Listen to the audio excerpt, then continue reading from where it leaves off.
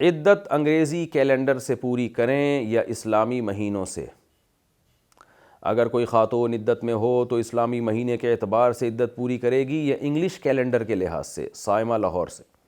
دیکھیں، شریعت کے تمام احکام اسلامی کیلنڈر سے، انگریزی مہینوں سے نہیں ہیں، تو عدت بھی اسلامی مہینوں سے پوری ہوگی، لیکن اس میں کوئی فرق اتنا ہے نہیں۔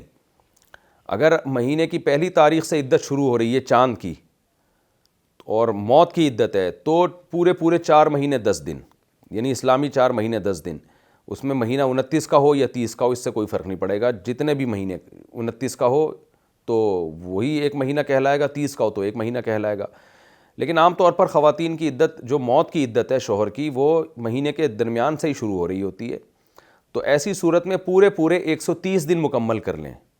تب اس 130 دن، یعنی 4 مہینے 10 دن، 130 دن بنتے ہیں، تو 130 دن میں انگریزی اور اسلامی کا میں کوئی فرق نہیں آئے گا، وہ تو 130 ڈیز ہیں۔ آپ کوئی بھی تاریخ کا حساب لگا لیں، اسلامی انگریزی، 130 ڈیز مکمل کرنے ہیں تو 4 مہینے 10 دن پورے ہو جائیں گے۔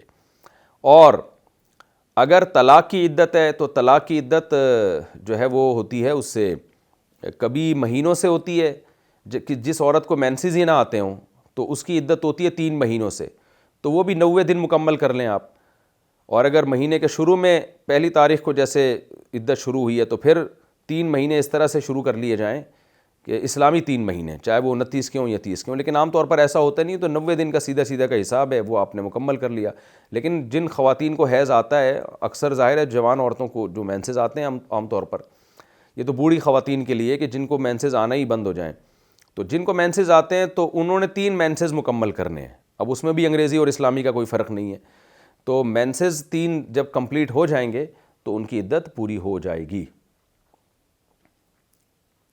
شوہر کو قرض دیا ہو تو کیا واپسی کا مطالبہ کر سکتی ہوں؟ ایک شخص اپنی بیوی سے قرضہ لیتا ہے اور کہتا ہے کہ میں کچھ عرصے میں واپس کر دوں گا۔ اس عرصے میں اس نے واپس نہیں کیا تو اس نے کہا میری گاڑی تم رکھ لو، اب وہ تمہاری ہو گئی، اب مجھے تمہیں قرضہ واپس کرنے کی ضرورت نہیں ہے، لیکن پھر وہ کچھ ٹائم بعد اپنی اسٹیٹمنٹ کو چینج کرتا ہے اور کہتا ہے کہ نہیں، یہ میں تمہیں نہیں دوں گا، پھر کہتے ہیں کہ یہ تمہاری ہو گئی۔ تو کیا بیوی کا اپنے شوہر سے اپنا قرضہ مانگنا جو کہ اس کی اپنی ذاتی کمائی سے ہے، کیا یہ غلط ہے؟ اس بارے میں شرعاً کیا حکم ہے؟ نہیں جی، غلط نہیں ہے، قرضہ کوئی بھی کسی کو دے تو مانگ سکتا ہے۔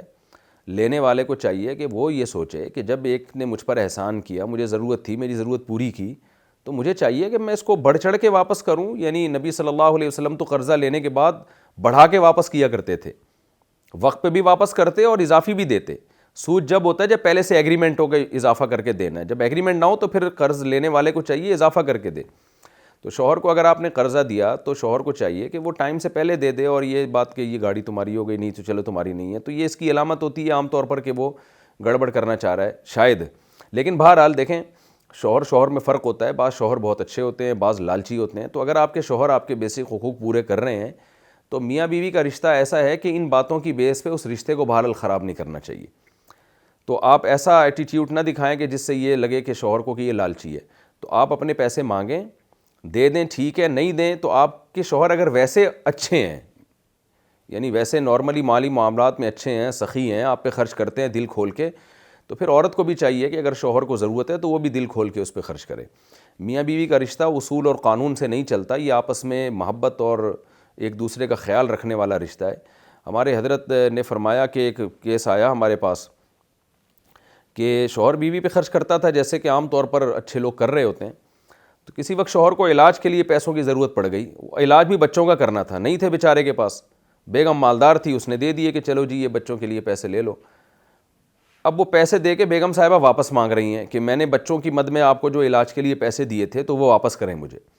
ہمارے حضرت کو بہت غصہ آیا اس پہ کہ بھئی بچے تمہارے بھی تو ہیں نا، اگرچہ شوہر کی ذمہ داری ہے بچوں پہ خرچ کرنا، لیکن اب وہ بیچارہ مالی حالات اس کے خراب ہو گئے، بیوی مالدار ہے، تو کیا ہو گیا اگر آپ نے اس کے ساتھ تعاون کر دیا؟ تو اتنا بھی نہیں ہونا چاہیے نیمو نچوڑ انسان کو۔ تو میاں بیوی ایک دوسرے پہ ہاتھ ان کو کھلا رکھنا چاہیے۔ بعض صحابیہ اپنے شوہر پہ صدقہ کیا کرتی تھیں، مالدار تھیں، شوہر غریب تھے لیکن اچھے شوہر تھے، انہوں نے کہا چلو جی ہم آپ کے ساتھ تعاون کر لیتے ہیں۔ تو اس میں اتنا زیادہ قانون کی پابندیاں کہ جی چونکہ انہوں نے مجھ سے فلاں ٹائم پہ 50 روپے لیے تھے تو چونکہ شریعت میں حکم یہ ہے کہ 50 روپے واپس کرنا لازم ہے جب کوئی مانگے. تو اس سے کیا ہوتا ہے کہ اچھا آدمی اگر ہے, واقعی سخی ہے, تو اس کا دل پھر بیوی کی طرف سے خراب ہوتا ہے کہ بھائی یہ لالچی عورت ہے. لیکن بعض میاں ہوتے لالچی ہیں تو ان کو تو نچوڑنا چاہیے.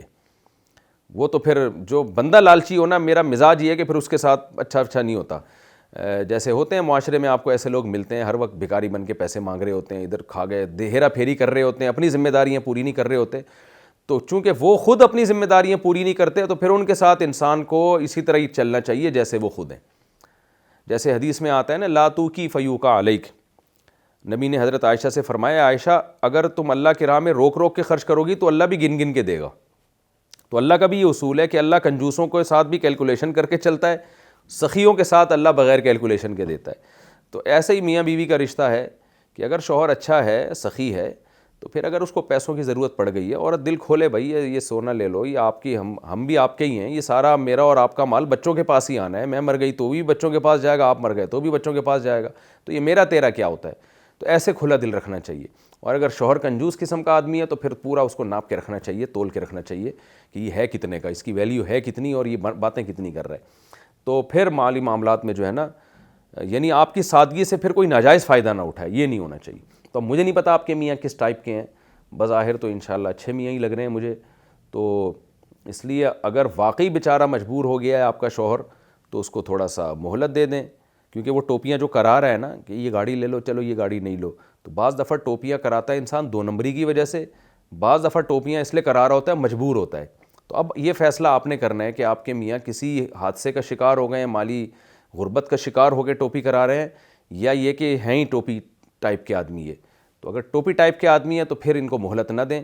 آپ بولیں بھائی یہ ایک بات کرو, گاڑی دو یا پیسے دو, تو جو دینا ہے لکھ کے دے دو مجھے, تاکہ بعد میں مکرے نہیں آپ. اور اگر اس ٹائپ کے آدمی نہیں ہیں, اچھے آدمی ہیں, تو ان سے بولیں چلو یار معاف کیا میں نے, آدھا معاف کر دیں, آدھا دے دو آدھا معاف کیا, اس طرح کا کچھ کر لیں.